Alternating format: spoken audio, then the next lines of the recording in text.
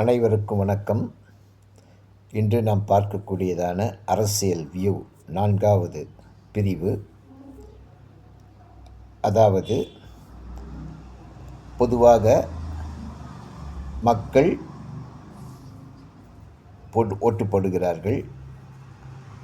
எலெக்ஷனில் யார் எந்த கட்சி நிற்கிறார்களோ அந்த கட்சியில் நிற்கின்றதான ரெப்ரசன்டேட்டிவை பார்த்து, அந்த கட்சிகளை பார்த்து ஓட்டு போடுகிறார்கள்.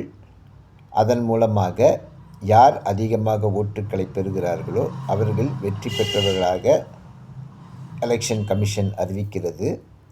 அதன் பிரகாரம் அவர்கள் எம்எல்ஏக்களாக தேர்ந்தெடுக்கப்படுகிறார்கள். மெம்பர் ஆஃப் லெஜிஸ்லேட்டிவ் அசம்பிளி ஸ்டேட்டை பொறுத்த வரைக்கும்.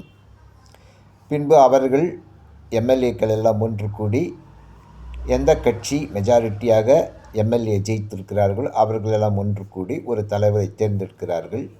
அந்த தலைவர் கட்சியின் தலைவராக இருப்பதின் நிமித்தமாக அவர்கள் ஒருமனதாக தேர்ந்தெடுத்து அந்த கட்சி தலைவரை முதலமைச்சராக நியமனம் பண்ணுகிறார்கள்.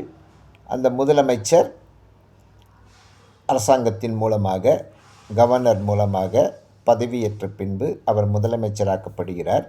அதன் மூலமாக அவர் மற்ற கேபினெட் மினிஸ்டர்ஸ்கள் மற்றவர்கள் எல்லாவற்றையும் தேர்ந்தெடுக்கிறார்கள், நியமனம் பண்ணுகிறார்கள்.